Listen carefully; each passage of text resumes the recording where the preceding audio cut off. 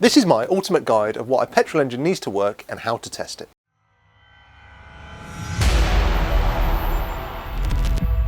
If you've got a basic understanding of engines, you hopefully know that the 4-stroke cycle is suck, squeeze, bang, blow, or intake, compression, ignition, exhaust. But we need to break that down into 3 things that an engine needs really: air, fuel and ignition. How do we test these things? Well, let's start at the beginning. So air. An engine needs air, but more importantly, it needs the ability to compress it and exhaust it. So how do we check that? Right, this is an engine. Engines can comprise of however many cylinders, 1, 2, 3, 4, 6, irrelevant. They all have the same theory of operation. They comprise of cylinders. This is where the compression happens. The cylinder is sealed in theory. The piston moves up and down the cylinder to compress or not compress, and then it's closed off at the top with a valve. There might be 1, 2, 3, kind of irrelevant. But an intake or an exhaust, that's what you need to remember. And then also there's a spark plug at the top of each one. If you remove any of the 3 or 4, so if you remove a valve, a piston or a spark plug, the compression disappears. So those are things you need to check if you have a lack of compression. But how do we test the compression? So in the top of each cylinder, as we said, there is a spark plug. You need to remove the spark plug. Now the spark plugs are out, this engine effectively has no compression because there's a massive hole in the top of each cylinder. So what we need to do is we need to seal off one at a time to give that cylinder compression, and that's how we test it. You use a compression gauge. This is just a cheapy one off Amazon. There's many available, but they all do the same job. It comes with a fly lead and then a fitting. This one is specific for this thread size. It obviously comes with, you know, a selection of smaller ones for small engines and bigger engines. You know, hopefully it will have the one you need. And then we start at wherever you want, really, it doesn't matter, because we're doing all of them. And then we start, you thread the adapter in.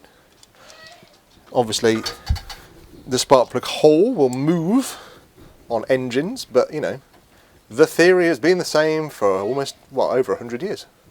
So yeah, so we screw that in. Now, an important thing is what you actually want to do. On a carburetted car, it's not as important, but on like more modern cars, it'll try and inject fuel at the same time without sparking. Ideally, you want to pull the fuel pump fuse out if you can, or in some modern cars you can floor the throttle, which puts it in clear flood mode, which turns injectors off, because otherwise you're just going to flood all the cylinders with fuel, which if you're going for a drive after this, it's all right. But what you don't want to do is fill the cylinder with fuel and then just leave it, because that'll go in the oil and then dilute your oil.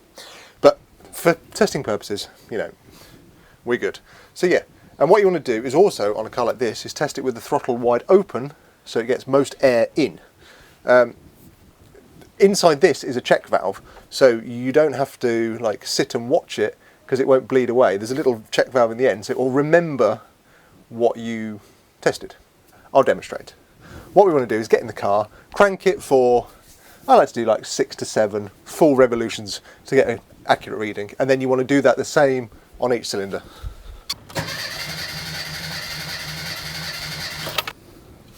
Right, and there we go. So that's come out at 120 psi. I don't know if that's good or bad because I haven't done the other 3.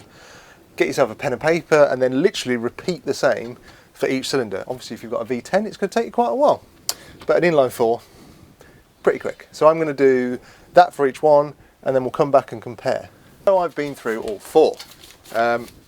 Cylinder 1, oh yeah, we should talk about cylinder numbers. Cylinder 1 is always the front of the engine, furthest from the gearbox, unless it's a Jaguar and then it's back to front. But for this purpose, 1 is the furthest from the gearbox, nearest the fan. So 1 was 120 as we saw, second one also 120, third one 123, 4, 124. Probably just see that. So yeah, you ideally want to be within 5%, up to 10% people say, but any more than 10% variation, you've probably got a problem. Now, where does compression go? The 3 places I reckon you could say compression goes is, so you've got a valve at the top of the cylinder. If you've got a valve that doesn't seal properly or is bent on the cylinder head, compression can disappear through there. If you've got a badly sealing spark plug, which is unlikely, but compression can disappear through there. And then the third place is out of a piston ring, which is what sits around your piston. Conveniently, I happen to just have pistons lying around. So yeah, this is one out of the Beamer engine. So yeah, there's two compression rings there. If either of those have failed, or if you've got a cracked piston or a melted piston, that's where your compression is going to go. So yeah, that's the first kind of test. Well, in an ideal world, you'd probably test spark and fuel first and then do compression, but without compression there is no engine, so I feel it's a good place to start.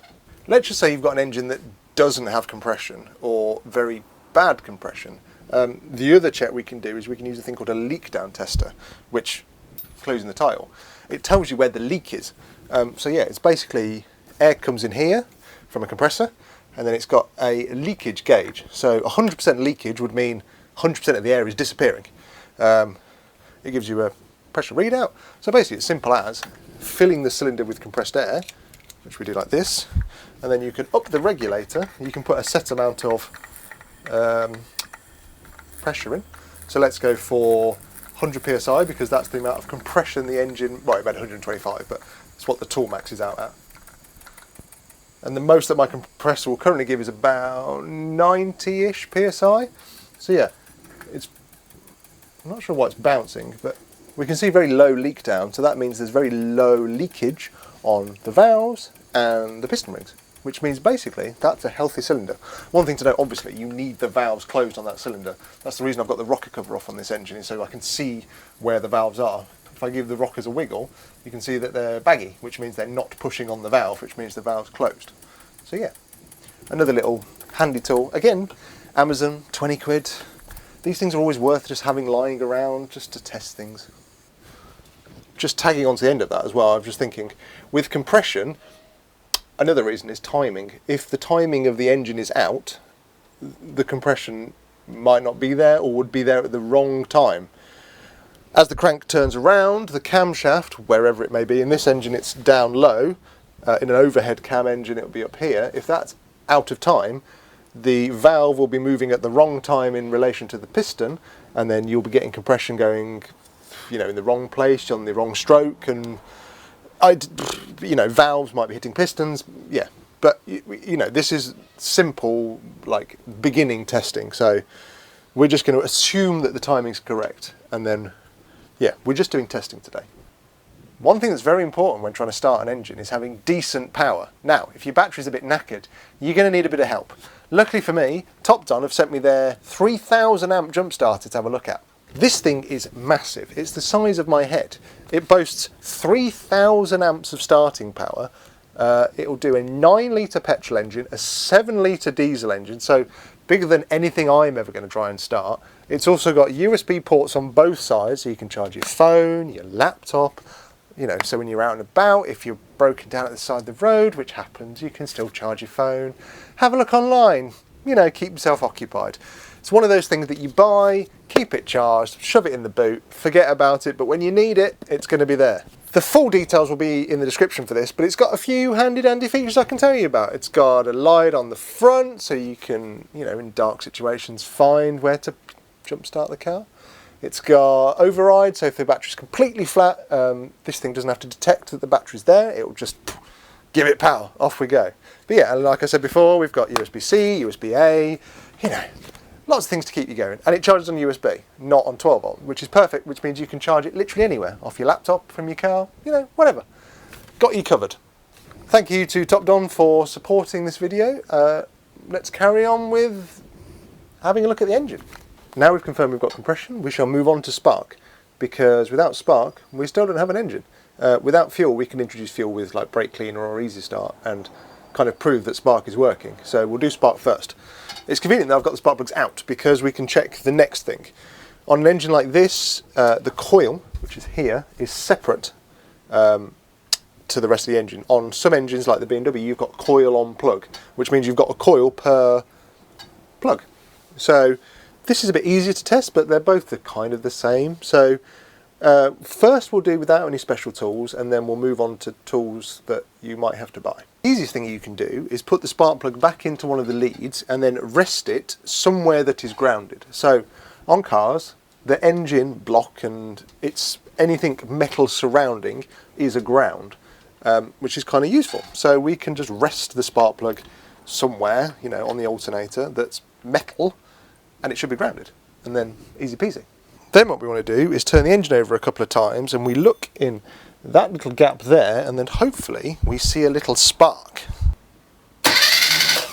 9 times out of 10 that works quite well for testing spark. However, there might be situations where the coil on plug doesn't allow you to do that, there's not enough lead on it, or, you know, there's many different variations. So it's always worth having some extra leads, like crocodile clips, extension leads, you know, these are cheap off AliExpress, or even just a piece of wire. As long as you can ground the casing of that spark plug to somewhere that's ground, you'll be able to see if it's sparking. You can also get devices like this that go in between the plug and the lead, because there might be a situation where you need the plug in the cylinder to see if it's sparking. You know, there might be a situation where the spark's not working under compression. You know, we're getting into more complicated things now, but I'm just, you know, demonstrating what is available. These are dirt cheap. You can get them for like £1 on Amazon. So yeah, basically you need to see if it's sparking, and that's kind of an easy way of doing it. Right, a couple of reasons why you wouldn't have spark. Start at the beginning. Plug could be not working. It could have run too rich and sooted up completely, so the spark can't even make it across. And then it could have gone the other way, could have run too lean and got too hot. You know, mechanical damage. Coil could be damaged. This car has one coil, as I said, coil on plug. There might be one per cylinder. You might have a faulty one. You generally have a misfire per cylinder if that was the case. In this case, if the coil was damaged or not working, they all wouldn't work. Dodgy leads, and then maybe the way the coil is triggered. So on this, a distributor. The distributor could be faulty, or not distributing the spark properly. You know, there's many many places the spark could go. You know, for this video, we're just saying how to test it. In a further video, I might, you know, go further in depth of ignition systems and how they work. But yeah, this is just we've found a car and we want to get it running. Let's test. Lastly, fuel. One of the harder ones to check, but you know, still doable. So, fuel obviously lives in a fuel tank and is pumped out of said tank with a fuel pump. Fuel pumps come in 3 varieties, I reckon. Mechanical, so on something like a Mini, traditionally they're on the back of the engine, little lever driven off the camshaft or the crankshaft, camshaft generally, and then pumps, same like old V8s do that as well, but obviously you need to crank the engine to get fuel pressure. I've converted my Mini so it runs a little facet electric pump which does the same thing. It's an inline fuel pump, and then kind of the most common is an in-tank fuel pump.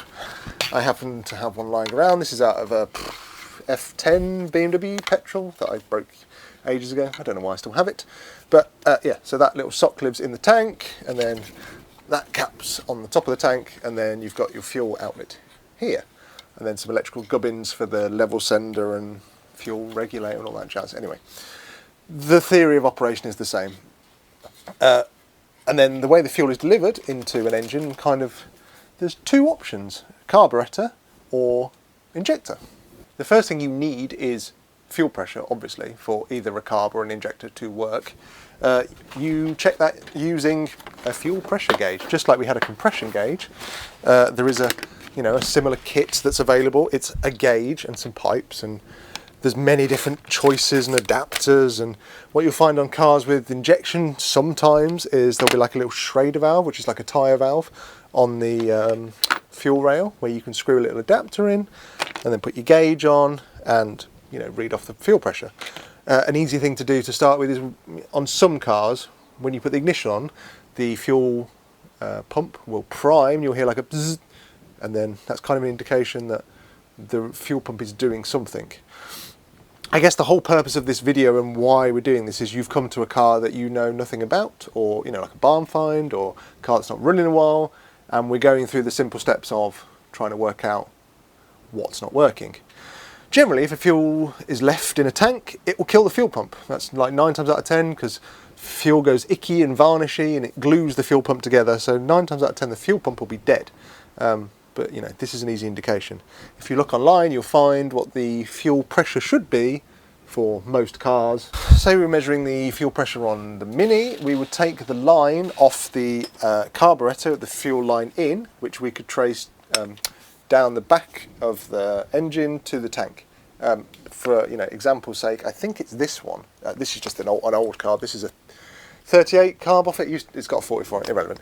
But yeah, so fuel in. So you take this pipe off here, and then we would attach it to our gauge, and then we would either crank the engine if it's a mechanical fuel pump to get the pressure up, or on mine it's electric, so we just turn the ignition on, and then fuel pressure would appear. I'm not going to do it on this car because I don't want to make a mess, and I know it's got fuel pressure. But yeah, that's the basic theory of how to do it with that kind of system. But also, if you've got, you've got fuel pressure, but you need to check injectors, you get things called Noid lights, which are these, which are basically little tiny light bulbs. Because all that an injector does when it wants fuel is there's a little circuit that goes on, off, on, off. That's all it does. Hundreds of times a minute, thousands of times a minute. Once per revolution, effectively, well, for the cylinder. So yeah, there's lots of little tiny, so these little pins go in the plug for the injector, and that will give you a visual indication if the power is getting to the injector. It doesn't mean the injector's working, but it helps you diagnose, if the injector's being told to do what it needs to do. If you're trying to work out if a carb is working or not working, obviously, if it's been standing for a while, there's a float in the bottom of the carb which would generally be stuck. So if you have got fuel pressure and it's pissing out the bottom, the float's probably stuck. And then also you've got inside a piston that rises and falls. When the throttle butterfly opens on this side, that causes a Venturi effect inside, which sucks the piston up. So basically, if any of that's stuck and sticky, it ain't going to do its job. Generally, if a car's been left, the fuel sticks all this, and it's horrible. So yeah, those are kind of a few easy pointers of where the fuel might not be getting to, or is stuck, or yeah, it's an easy way to test. There are, there's other tools available, but they're kind of like the simple, the cheap, the easy, get you going tools. Hopefully some of that was helpful. It will hopefully get you on the journey to understanding and testing how an engine starts and works, or if you've come across a car that's been stored for a long time, you need to get it running, at least you've got a rough idea. When trying to start an engine, you can substitute in things. If you've got no fuel, if you've got fuel pumps knackered or something, substitute in something like brake cleaner up the inlet. If it coughs when you crank it, generally you've got compression and spark. You can't really do away with spark, nothing's going to happen, but without fuel, you can put something in to at least give you an idea. 9 times out of 10 you've got compression and you've got spark, and it's the fuel that's not working. Like we're talking on barn finds and stuff, but so yeah. If you find these kind of videos helpful and informative and you want me to cover, something else, comment below. But for now, thank you for watching.